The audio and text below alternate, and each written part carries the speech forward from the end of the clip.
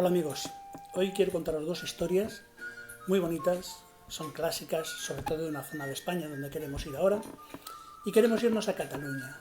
Vamos a contar dos historias de Cataluña muy famosas, allí las conoce todo el mundo, como siempre, dentro de sus zonas lo conoce todo el mundo, pero quizá fuera de esas zonas, bueno, pues nada, vamos a enseñar un poquito a ver lo que es esto. Quiero dedicarle esta historia a una gente maravillosa de allí de Barcelona, que son fenomenales, son Manel, Elena, Adrià y Mireia. Son familiares y amigos, pero igual que yo son estupendamente gente buenísima. Lo que sí que os puedo decir es que todas las veces que he estado en Cataluña y en Barcelona nunca he tenido ningún problema con nadie, siempre dicen que si son, es todo mentira, son todo problemas que intentan ponernos para fastidiarnos un poco. Así que adelante, quiero contar estas historias y vamos a empezar. Como siempre, bienvenidos a mi canal. Soy José Benita, al amor de la lumbre, y vamos a empezar contando estas historias. Si veis que os gustan, me ponéis un dedito y os suscribís a mi canal, ¿vale? Venga, empezamos. Bueno, la primera historia que quiero contaros es una historia, como lo digo, muy clásica, muy bonita, que es la de San Jorge, San Jordi y el dragón. Ha causado mucho impacto esta historia en toda Barcelona, en Cataluña, y os voy a contar el porqué. Primero os voy a contar un poquito la historia de San Jorge, de San Jordi, ¿no? Este señor nació aproximadamente en el año 270 después de Jesucristo. Se dice, por un lado, Aragón y Cataluña, que nació allí, pero realmente parece ser que es que nació en Turquía, en la parte de Turquía, en pleno imperio romano. Él fue un soldado romano que, bueno, pues luchaba con las fuerzas de los romanos hasta que se dio cuenta que había una religión, que era la religión cristiana, que a él le atraía más y quiso ser cristiano. Por el mero hecho de ser cristiano, le hicieron de todo. Le pegaron, le hicieron mil perrerías, hasta que al final, el 23 de abril de aproximadamente del 303 después de Jesucristo, le decapitaron. Su cuerpo, hay una ermita que está en Israel, que está allí dedicada a San Jorge, que allí es donde creen que está enterrado. Como fue un guerrero muy valiente y que hizo muchas cosas, pues lo cogieron los cruzados, los ingleses, los georgianos, como su modelo de persona a seguir. Después de muerto se le achacan muchos milagros, historias a través de todos los tiempos, sobre todo en la parte de la Europa vieja y de la Europa medieval. Esta es la historia de San Jorge. San Jorge estuvo aquí, fue un guerrero, murió, le cortaron la cabeza y fue un mártir, un santo y un mártir. Pero ocurrió que en la Edad Media, aquí ya en España, en la parte de Cataluña, hubo un pueblo que se llamaba Montblanc. En Montblanc es un pueblo que de verdad, si podéis ir a verlo, tenéis que ir a verlo. Es absolutamente medieval. Sus calles es que parece que van a salir los cruzados, los señores. Bueno, es una maravilla. Y además, para hacerlo más potente todavía, lo que hacen es que hacen un mercado medieval que hay que ir. Bueno, pues os contaré lo que pasó allí. Allí había una fuente con agua, que era de donde todo el pueblo cogía su agua. Pero un día apareció un dragón, y era un dragón enorme, que estaba lleno de escamas y escupía fuego. No dejaba que nadie se acercase a la fuente y entonces decidieron hacerle ofrendas para que dejase que se acercase la gente. Empezaron haciéndole ofertas de ganado. Le daban ovejas, vacas, patos, gallinas, de todo, ¿no? Y él se lo iba comiendo y mientras que iba comiendo iba tranquilo. Hasta que llegó un momento en que ya se acabó aquella fuente de comida para el dragón y decidieron que a través de un sorteo iban a pasar a ser personas las que le ofrecían al dragón. Cogieron una marmita, un pote grande, metieron los nombres de todos los habitantes del pueblo, de allí de Montblanc, iban sacando una a una, cada día una, hasta que le tocó a la hija del rey de Montblanc, que reinaba en ese momento. Esta princesa se llamaba Cleodolinda. Cleodolinda es un nombre bonito, ¿verdad? Pues Cleodolinda no tenía más remedio que ser sacrificada porque le había tocado en el sorteo y tenía que ir allí. Su padre estaba muy preocupado, ella también, pero estaban perfectamente concienciados a que tenía que ser así y que iba a morir en las fauces de ese dragón. Pero ocurrió que llegó un caballero armado. Llevaba una espada y una lanza. Iba con un caballo blanco, un corcel precioso y una armadura blanca. Cuando estuvo a punto de comerse el dragón a Cleodolinda, este caballero, con su lanza, pinchó en el corazón del dragón. se bajó del caballo y con la espada le cortó la cabeza. Cuenta la leyenda que el charco de sangre que se formó allí empezaron a brotar rosas rojas. Entonces este caballero, que no era otro, ni más ni menos que San Jorge, cortó una de esas rosas y se la ofreció a Cleodolinda como prueba de que todo estaba acabado y que él no podía, pero que era el amor de su vida. Cleodolinda efectivamente también se enamoró muy profundamente del caballero, pero el caballero tuvo que irse porque realmente era un santo, una aparición, un fantasma, vete tú a saber lo que fuera aquello. El caso es que desapareció y se fue. Ese día que ocurrió eso fue un día 23 de abril, que coincidió también con la muerte del caballero, que fue el 23 de abril del 303.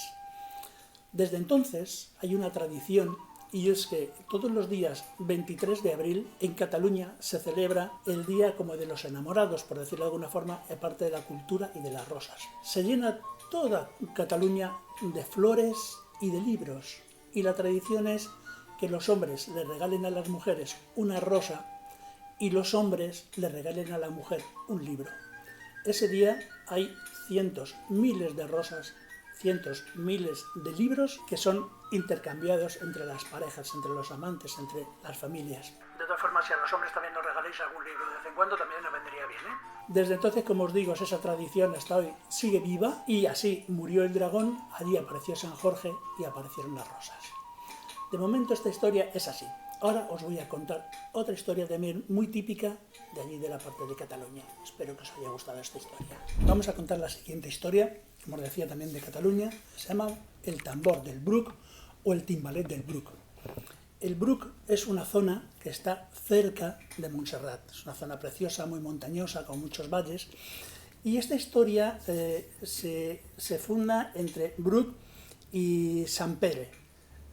Son dos zonas que están muy cerquitas y están por allí. Bueno, pues la cosa se centra en que esta historia fue en el año 1808, en plena guerra de la independencia.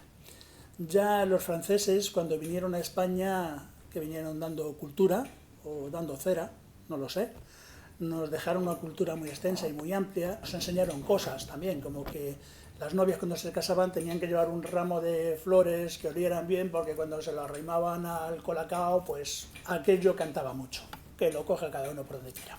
Pero bueno, el caso es que cuando vinieron por esa zona lo que querían era anexionar toda la parte de Cataluña a Francia y hacerla como una provincia más francesa. Pero los catalanes dijeron que no, que ellos no se iban a ir con los franceses, se quedaban allí. Ya en Madrid, el 2 de mayo fue cuando fue la revolución y fue el polvorín que prendió fuego al resto de la revolución para echar a los franceses. Pues en esta zona, como os digo, cerca de Montserrat, que es un sitio precioso, había un chavalote que se llamaba Isidre Lluesa Casanovas. Le gustaba mucho tocar el tambor y bueno, pues iba allí tocando su tamborcillo y haciendo sus cosas. Pero ocurrió que hubo una serie de quema de papeles que estaban resellados por los franceses con las ordenanzas que querían hacer. Entonces los catalanes lo que hicieron fue quemar los papeles. Los franceses se cabrearon mucho y dijeron, pues ahora vais a enterar. Cogieron sus tropas y entonces se fueron hacia esa zona del Bruc para castigar duramente la ofensa que habían hecho. Aunque, bueno, pues ellos, la quema de papeles se hizo en Manresa, pero lo mismo, aquello ardió como la pólvora. Bueno, pues cuando los aldeanos y pocos militares que eran del Somatén, sobre todo, que era como una especie de guerreros que estaban por allí, entonces, bueno, pues se unieron con el Somatén todas las fuerzas que podían hacer, con sus horcas, sus palos, bueno, con todo lo poco que tenían, y un puñado de armas, decidieron irse a defender sus tierras de los franceses, porque venían bastante cabreados, venían con sus cañones, con sus soldados perfectamente preparados, con sus armas, y ellos sabían que iban a una guerra muy desigual, y que iban a morir prácticamente todos. Aún así eran gente muy valiente, gente muy potente, y que decidieron irse a los franceses. La diferencia de fuerzas era brutal.